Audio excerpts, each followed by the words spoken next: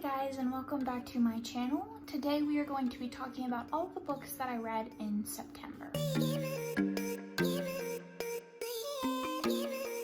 Now September is not quite over, I still have a couple of days left, but if I end up finishing any books, which I'm not quite sure that I will just include them in next month's wrap-up. So if you saw my TBR video of last month, you will know that I started a new TBR game that I made myself, and if you are interested in that, I will be doing it again in October. You can watch that, or you can watch my TBR video from September. But all in all, there is only 4 out of the 14 prompts that I did not finish. That's not too bad in my opinion. I wasn't entirely sure if I would even be able to get through the majority of them, considering I'm a mood reader, but I was able to. I also read quite a number of graphic novels or mangas, comics this month, so I will not be going over them. I'm going to do a separate video, so if you are interested in those, make sure you check that video out. So in total, I read 28 pieces of media last month, and of those 28, 11 of those were graphic novels, mangas, or comics. So let's get into the books that I read last month. So I started out the month with Bully by Penelope Douglas. This follows Tate, who is being bullied by Jared, and a romance sparks between them. I gave this 3 out of 5 stars. This was, I believe, one of Penelope Douglas's first works, and I think it really shows. I think over time her character development has really improved, and just her writing in general has really improved. Would have preferred that this was a dual POV story. It's not, and I think because it wasn't dual and we weren't in his head, a lot of his actions were just very weird and kind of a little bit hard to, I guess, get over. There was also a lot of girl hate that you kind of come to expect from an early 2000s book when we just haven't progressed past the need of that. And there wasn't really a clear reasoning for the hate side of the love to hate. And I think that if we had more of a clear understanding of their relationship, it would have just boosted the story a little bit more. Overall, this definitely didn't turn me off of Penelope Douglas. I will continue to read her. She's one of my favorites. If anything, it made me appreciate her current work way more, because you can just see how far she's come since then. I then read The Kiss Thief by LJ Shen, which I gave 2 out of 5 stars. This follows an arranged marriage between Francesca, a mob boss's daughter, and Keaton, who is a senator.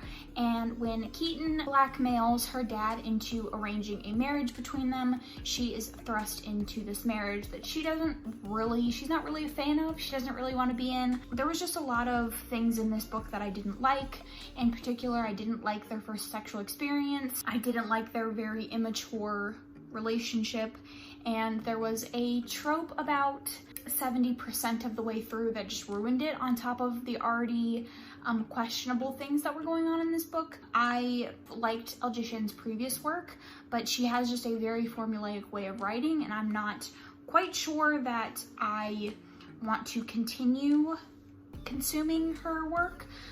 Specifically her standalones. There's something about them that are just not as good as her series, I guess. Her next standalone, we'll see. I'll give her another chance, because I really did like her All Saints High series, so we'll see. I haven't given up on her completely. The next book that I read was Irresistible by Melanie Harlow. This follows the romance between Franny, who is a single girl working and living on her parents' farm, and a single dad, Mac, who is the father of 3. His wife recently left the picture, and he also works for Franny's family's farm, and a romance sparks between them. I gave it 2 out of 5 stars. I really don't feel like the plot existed, and I also didn't really feel any connection between our couple. I felt like Franny was intentionally written to kind of shoulder all of Mac's burdens and not be her own character, and she was kind of just there as like a prop up for anything that Mac was going through. The writer did this like exaggerated effort to make Franny this cool girl that wasn't bothered by anything, and gave us examples of scenarios in which she would have justifiably had every right to be angry, and because she was the cool girl, she just accepted the behavior. There was like some important topics about their relationship that I felt like was really glossed over, and just the whole thing wasn't written well, and the relationship wasn't well developed, and I just didn't feel any chemistry. And overall, I think I'll probably forget about it in a couple of months. And then compared to that, I read a fantastic book, The Hating Game by Sally Thorne, which is a hate to love office romance between Lucy and Josh. Lucy is from a more indie publisher who ends up merging with Josh's more like straight-laced corporate feeling publisher, and they have to share an office, and they kind of hate each other, but not really. I gave it 5 out of 5 stars. I think that the tension between the characters was written absolutely brilliantly. It was so well done. The build-up was just fantastic, and all around just a fantastic read.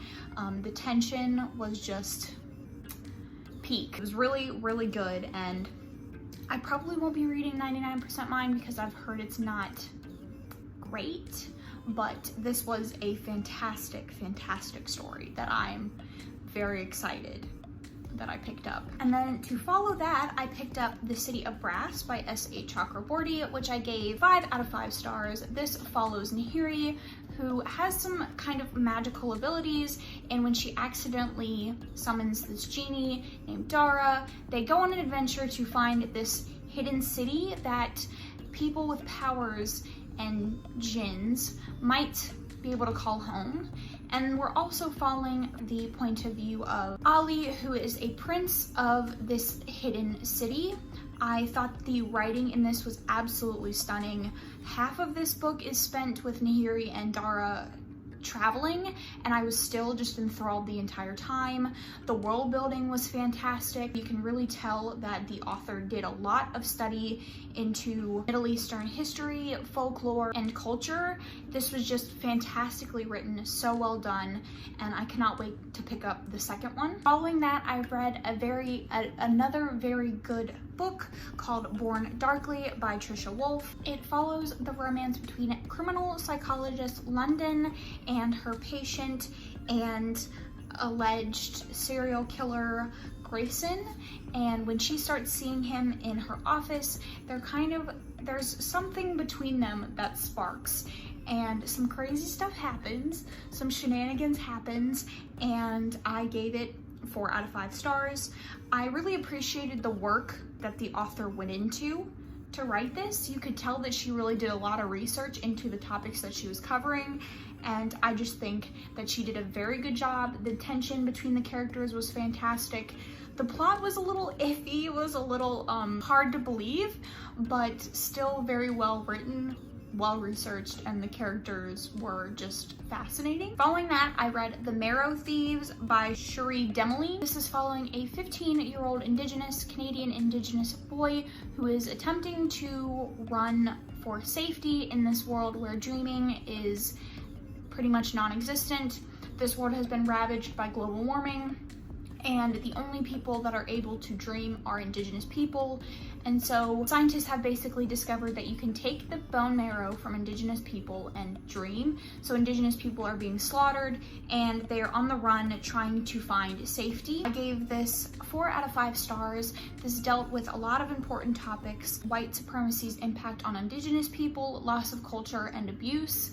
It is a very short book. It was just a really important book with some really important topics. Didn't get a 5-star for me because I didn't love the setting, but the overall themes and important topics are needed. And so even if you aren't a post-apocalyptic person, I would say this is a really important book for you to pick up. Following that, I read The Air He Breathes by Brittany C. Cherry, which is a romance between two people who have just lost their spouses in the very beginning of this book, and they kind of meet each other and use each other to deal with their grief or escape from their grief, and it ends up sparking something between them. I really loved this book. I cried at one point. You're in their heads listening to them dealing with losses of spouse, and it's incredibly hard. One of them has a child, so it's just very impactful. This only got a 4 out of 5 stars for me because about 70% of the way through, you're hit with this conflict that just feels very displaced from the rest of the story. I am not quite sure why, but it kind of turned into like an action movie, and it was just very weird, very off-putting, so that kind of bumped it down a star. Then I read One Flew Over the Cuckoo's Nest by Ken Kesey, and this follows Bromden, who has been in this mental health facility, and it is run by a tyrannical nurse and her orderlies. And when this guy named Murphy shows up, he kind of puts an end to that. He kind of fights back against oppression and stands up and demands that they be treated right. I gave this 3 out of 5 stars. I understand the importance of this. I read this because I pulled the banned book prompt, and I understand the importance of this. I understand that it called to light some mistreatment, and there's a lot of discussions of race and things like that in here, but it was just frankly really boring. But I did like the way that Ken kind of handles the topics. He gives you the situations and says, like, I'm not going to tell you what you should feel, but you're going to feel things. And while I was bored, I can appreciate what this book does. Then to follow that, I read Red Dragon by Thomas Harris. This is the Hannibal Lecter series. If you ever watch the movies, and there's also a TV show, this series like starts Hannibal Lecter. In this one specifically, this follows the events of after Hannibal Lecter has already been found guilty and put in a mental health facility for treatment. And it follows a detective named Graham who kind of has to figure out what this copycat serial killer is doing. He can't really get a read on him, so he enlists the help of Hannibal Lecter to catch the guy. I gave it 3 out of 5 stars. I don't know how this author managed to take a story about serial killers and make it boring, but that's exactly what happened. The writing was really boring. He spent a lot of time on details that were really just insignificant in my mind, and I would just say watch the movies or the TV show because this is boring. I then read Between the World and Me by Ta-Nehisi Coates. This is written in the form of letters from him to his like 15-ish-year-old son, and it describes his experience being a Black man in America and kind of trying to answer some of like the really hard questions that he feels like his son might have as he's growing older being a Black man in America. I gave it 5 out of 5 stars. I think that it was very beautifully written. I loved the format in which it was written. I think it lends itself to a lot of emotion being written from a man to his son, and I think that the inclusion of history and like the own research that he did kind of just made it even more impactful. I know that might sound dumb, but I think that it more felt like him sitting down with his son and recounting their history. It was really emotional, it was really well written, and I would recommend it to every single person. Next, I read The Last Magician by Lisa Maxwell, which I gave 4 out of 5 stars. This follows a time-traveling magician named Esta who has to go back to the 1920s to steal this artifact that will set all of the magicians in her world free. All of them are trapped in New York City behind this barrier that will strip them of all of their magic if they try to cross it, and they're being held captive by the Order, which is a bad organization that is trying to keep them suppressed. She must go back to the 1920s to get this artifact that is needed to break the curse, and she ends up getting trapped. She has to work with the magicians in the 1920s to get this artifact. I thought the world building was fantastic. The reason it got 4 out of 5 stars is because I would have liked a little bit more character development. They each had their own distinct voice, but I would have liked just a little bit more. There was a romance in here that I think the chemistry would have been a little bit more intense if we kind of understood who our characters were. I'm excited to pick up the second one though. Then I read The Hate You Give by Angie Thomas. This follows Star, who witnessed the death of her friend through police brutality during a routine traffic stop, and she is kind of straddling two communities, one being the predominantly Black neighborhood that she lives in and the predominantly white school that she goes to, where she is kind of tokenized and used as like a monolith for all Black voices. She struggles with deciding if she wants to stay silent about what she saw or come forward and use her voice. I gave this 5 out of 5 stars. I loved obviously the really important topics that are discussed in this, but also a lot of instances of joy that we saw, just happiness between her family, her and her friends, just all around just well done, well written. I think it exemplifies the voice of a teenager. Just overall a fantastic book. Then I read The Fire Between High and Low by Brittany C. Cherry. This is the second book in that series with The Air He Breathes was in. It follows Logan and Alyssa. They originally were best friends when they were kids, then they kind of have a romance, and then we jump forward to the present after they have kind of parted ways. I gave it 4 out of 5 stars. Liked it. It was emotional. You're dealing with a lot of hard topics. Logan's mother is an addict. He is an addict. There's just a lot of really hard stuff going on in this book, and so Brittany C. Cherry does a fantastic job of making her characters very believable and making you emotionally connect to them. But like I said, this got 4 out of 5 stars. I didn't really like the reunion between the characters. I think that the reason that they split up was kind of emotional and needed a little bit more fixing than what we got. I felt like they kind of separated because Logan was just like a dick basically, and then when he came back, Alyssa was just like, yeah, it's fine, like I forgive you, it's all good. And I kind of would have liked a little bit more conversation with them and just more something, because I just didn't feel like it was resolved in a believable way. And the last new book that I read this month was Starsight by Brandon Sanderson. This is the second book in the Skyward, I believe it's going to be a trilogy. This follows Spensa, and she has always wanted to be a space pilot just like her dad, but her dad died and was ultimately deemed a traitor. She wants to be a space pilot, but she also wants to prove that her dad was not the traitor that everybody thinks he is. This is the second book in the series, and it delves more into like the world building and the aliens that they're fighting against, and she kind of has to do some infiltration. I gave this 3 out of 5 stars. I thought that the world building was fantastic, and I really liked that we expounded upon the world and got more information like the aliens and the different species and all of that. I thought that was very interesting, but Spensa annoyed me through all of this. I felt like any character development that we got in the first one was just completely gone. She was arrogant, she thought she was better than everyone, she thought she was smarter, and she was just selfish.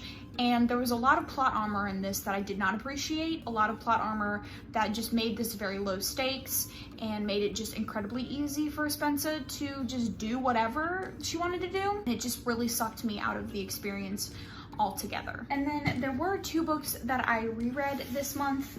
I am attempting to reread the Shadowhunter Chronicles, and I read them in chronological order, not in publication order. So the 2 books that I reread this month were Clockwork Angel, which I would give 5 out of 5 stars. If you're not familiar, this follows Tessa Gray, who discovers that she is a shapeshifter. She can basically change into anybody that she wants to. She just has to have like an item that they've worn or that they love. She also discovers that there are these things called downworlders, which are like werewolves, vampires, warlocks, etc., and shadowhunters who are tasked with protecting humans from demons in addition to keeping downworlders kind of peaceful. So I reread this, 5 out of 5 stars. Also, this edition is stunning, thank you. And I also reread Clockwork Prince, which I gave 5 out of 5 stars as well. This is the second book in the series, and I hope to pick up the third one very soon. Those are all of the books that I read and finished this month. Look out for my video on all of the mangas, graphic novels, and comics that I read. But other than that, that is going to conclude this video. Make sure you comment down below if you've read any of these books and you like them or you have opinions about them. I would love to know. Also, any books that you read this month, I want to know that as well. And I will catch you guys in my next video. Thanks so much.